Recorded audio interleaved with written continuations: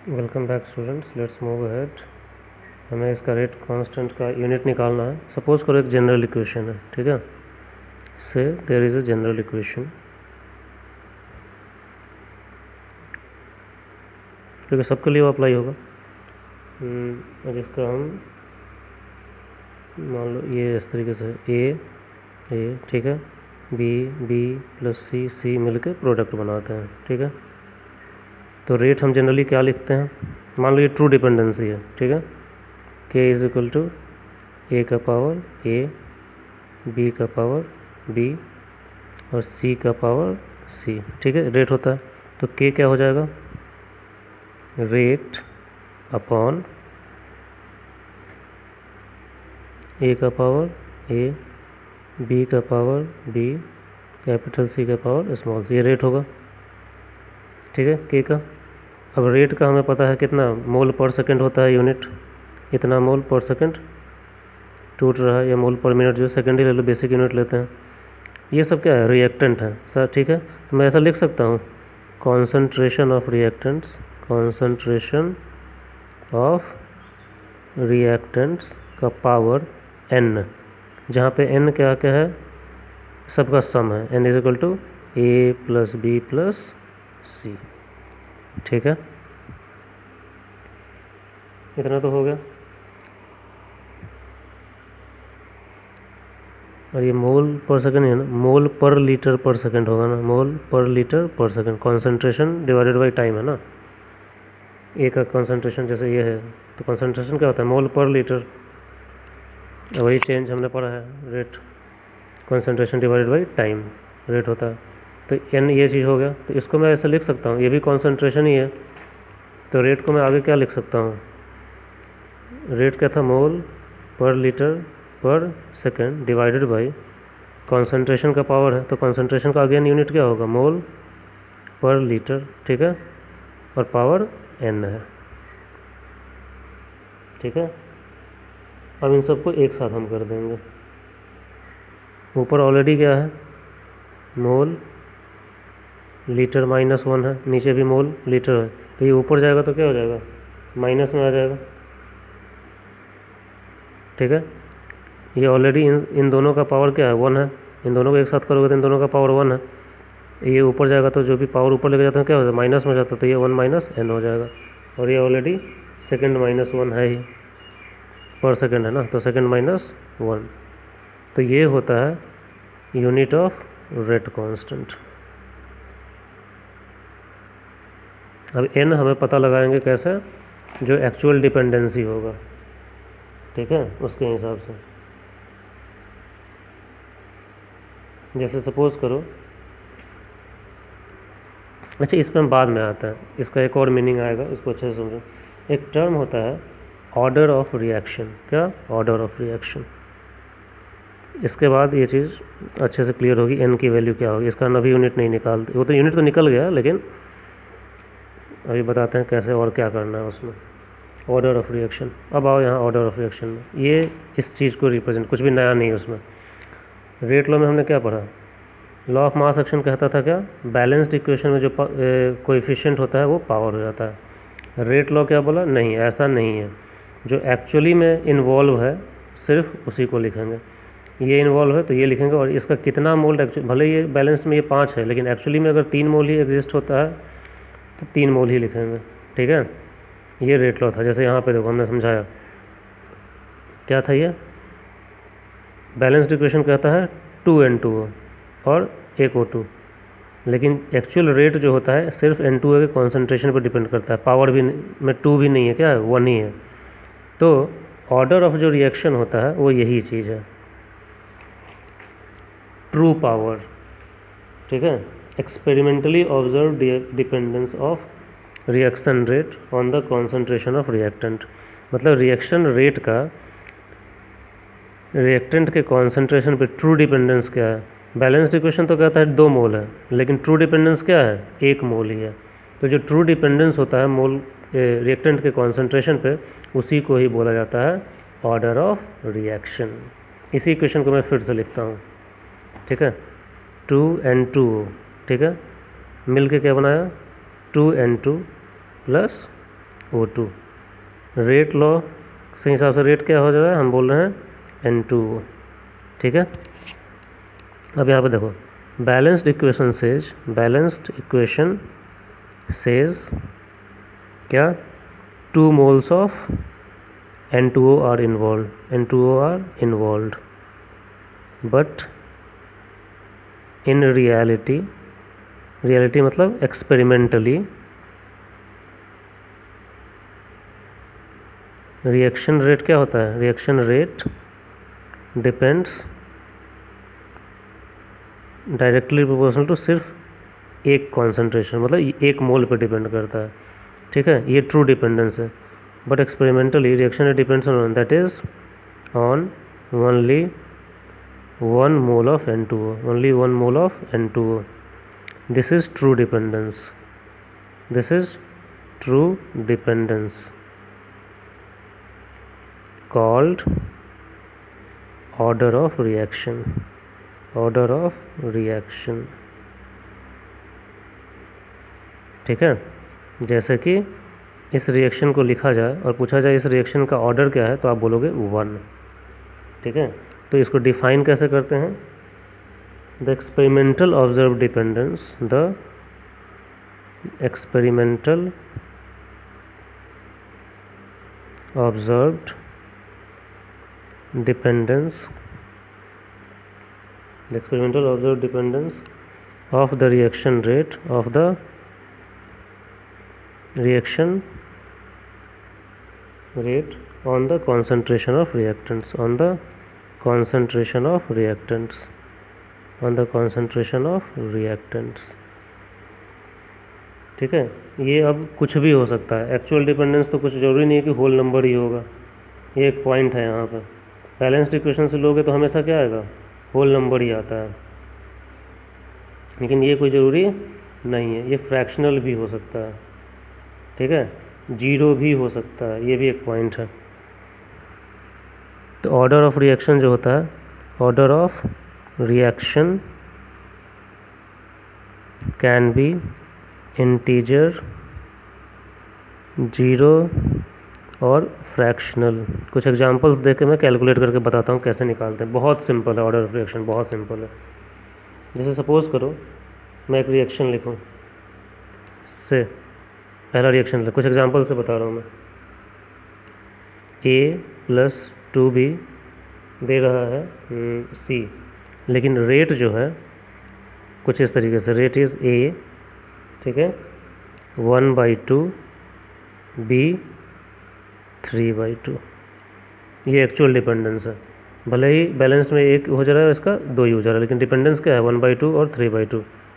ठीक है, तो ऑर्डर ऑफ रिएक्शन 2-3 तरीके से निकालेंगे। ऑर्डर ऑफ रिएक्शन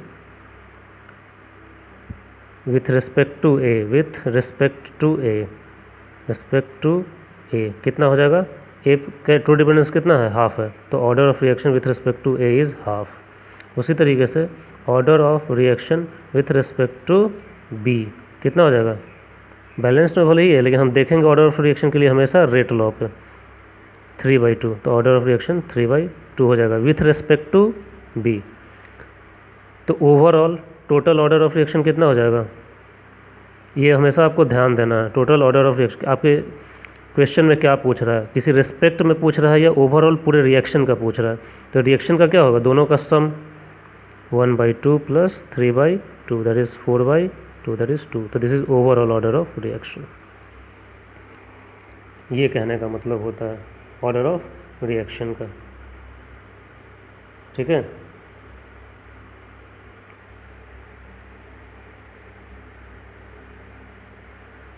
एक चीज़ और देखो, जैसे मान लो मैं लिखूं इस तरीके से, 2A + B C दे रहा है, लेकिन रेट जो है कुछ इस तरीके से, रेट है A का पावर 2 और B का पावर हाफ। तो हमको जब रिएक्शन का ऑर्डर निकालना हो, तो मान लो रिएक्शन रेट दिया हुआ है तो हमेशा इसी को यूज़ करें, अगर नहीं दिया हुआ है तो जो बैलेंस्ड इक्वेशन है उसके हिसाब से लिख के कर देते हैं, लेकिन अभी रेट दिया हुआ है तो हम इसको देखेंगे, अब इसको ध्यान नहीं देंगे। तो ऑर्डर ऑफ रिएक्शन क्या हो जाएगा, order of reaction with respect to A कितना हो जाएगा, ए के 2 पे डिपेंड करता है तो 2 हो जाएगा। Order of reaction with respect to B कितना हो जाएगा, हाफ पे डिपेंड करता है तो हाफ हो जाएगा। और टोटल ऑर्डर कितना हो जाएगा, टोटल ऑर्डर ऑफ रिएक्शन, जितने भी रिएक्टेंट का ऑर्डर होता है सबको ऐड कर देते हैं, तो 2 + 1/2 कितना हो जाएगा 2, यहाँ पे 1 है तो 2 2 ज़ा 4 + 1 5/2 दैट इज़ 2.5। मतलब फ्रैक्शनल भी है तो हमने लिखा भी है, फ्रैक्शनल भी आता है, ठीक है। जीरो भी होता है, जैसे कि HCl का डिग्रेडेशन, HCl का डिग्रेडेशन वो जीरो ऑर्डर रिएक्शन में आता है, HCl का फॉर्मेशन नॉट डिग्रेडेशन। तो ये सब ऑर्डर ऑफ रिएक्शन होता है। फ्रैक्शनल जो मैंने बताया ऐसा चीज़ है। कुछ एग्जांपल फ्रैक्शनल का मैं आपको बता सकता हूँ, जैसे कि CH3CHO एसिटल्डिहाइड, इसको जब डिकम्पोज किया जाता है तो CH4 बनता है और CO बनता है, और रेट जो होता है कुछ इस तरीके से होता है, जो भी कांस्टेंट होगा उसका CH3CHO और इसके 3/2 पे डिपेंड करता है, ठीक है। एक और भी होता है H2 + Br2, ये हम बहुत बार पढ़े थे उसमें, इक्विलिब्रियम में 2HBr बनता है। आप जनरली सोचोगे इसके एक और इसका एक, लेकिन रेट जो होता है किस पर डिपेंड करता है, H2 का तो 1 रहता है, लेकिन Br2 का क्या हो जाता है, हाफ हो जाता है। तो यहाँ पे ऑर्डर ऑफ रिएक्शन क्या होगा,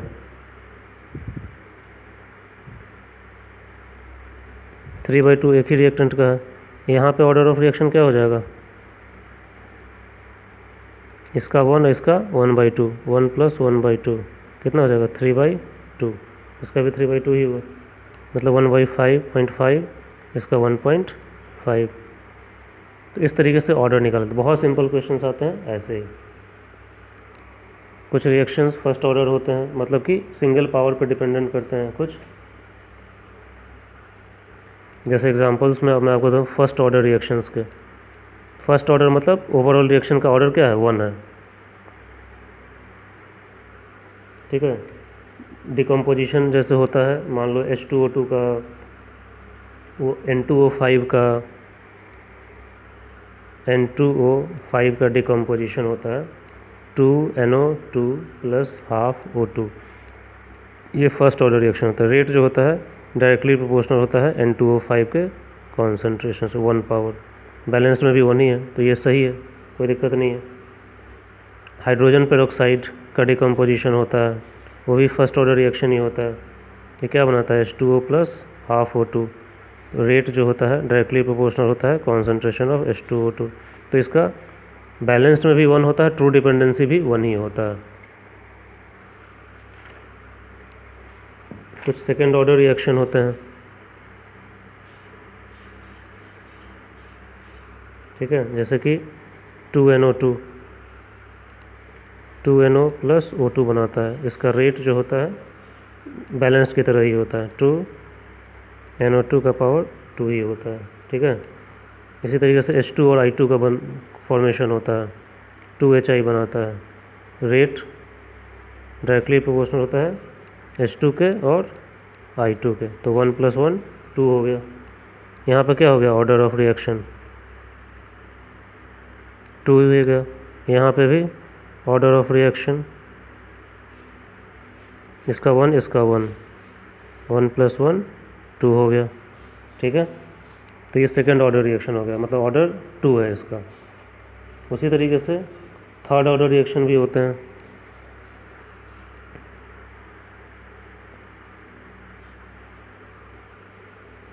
थर्ड ऑर्डर रिएक्शन का कुछ एग्जाम्पल, हाँ 2NO + Cl2 बनाते हैं 2NOCl, तो ये भी ट्रू डिपेंडेंसी होती है, क्या, रेट NO का 2 और Cl2 का 1, तो ऑर्डर क्या हो जाएगा रिएक्शन का 2 + 1 3।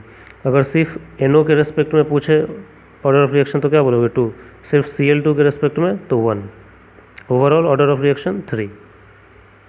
इसी तरीके से Br के साथ करवा दो, 2NO + Br2, ये 2NO Br बनाते हैं, तो रेट अगेन सेम ही होता है, अच्छा के भी तो होगा, जो भी इस रिएक्शन का कांस्टेंट हो वो तो दिया रहेगा एग्ज़ाम में, ठीक है।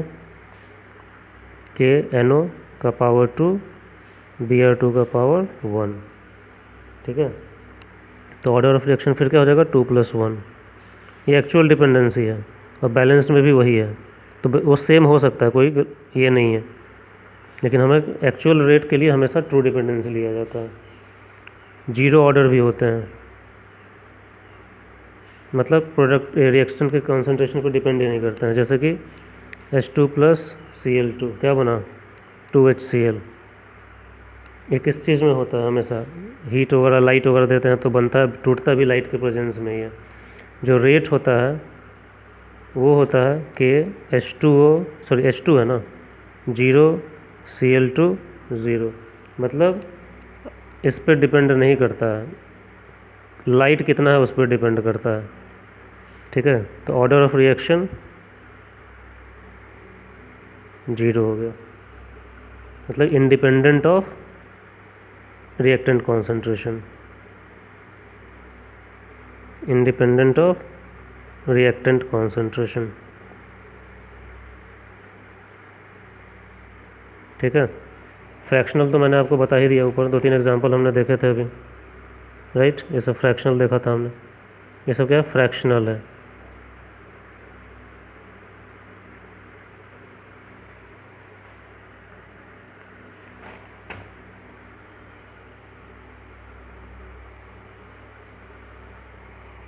एक होता है स्यूडो फर्स्ट ऑर्डर रिएक्शन, ठीक है।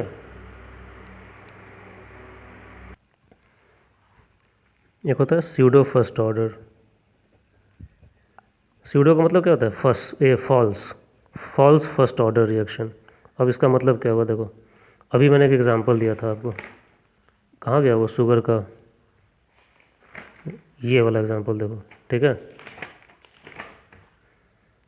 C12H22O11 + H2O, अपना ग्लूकोज और फ्रक्टोज बनता है C6H12O6 + C6H12O6, ठीक है। अब ये लगेगा आपको क्या कि ये इसका एक पावर इसका एक पावर, दो इस सेकेंड ऑर्डर रिएक्शन है, राइट, ऐसा लगेगा, लेकिन ये होता क्या है फर्स्ट ऑर्डर। तो आप लिखो क्या, सम reactions which appear to be of higher order, which appear to be of higher order, but in reality they are first order, ठीक है। such reactions are called pseudo first order, such reactions are called pseudo first order, जैसे ये हुआ, इसका rate क्या होता है, rate is equal to के C12H22O11, इस पर नहीं डिपेंड करता है। तो देख के लगेगा कि इसका एक ये लगेगा सेकंड ऑर्डर है, लेकिन ये है क्या एक्चुअली में फर्स्ट ऑर्डर है।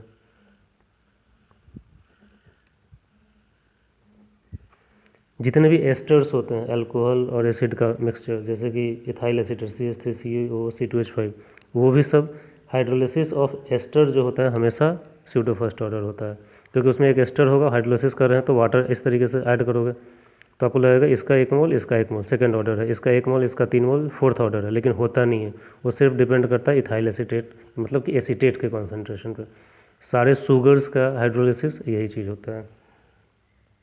तो ऐसे रिएक्शंस को बोलते हैं pseudo first order, false first order, false है ये, ठीक है। So let me close this video. After this next video will work on some questions and then will calculate the rate equations. अभी तो हम तो बात कर रहे हैं, तो कुछ फर्स्ट ऑर्डर रिएक्शन और जीरो ऑर्डर का आपको रेट इक्वेशन कैलकुलेट कैसे करते हैं वो आपको सीखना है, ओके। तो थैंक यू।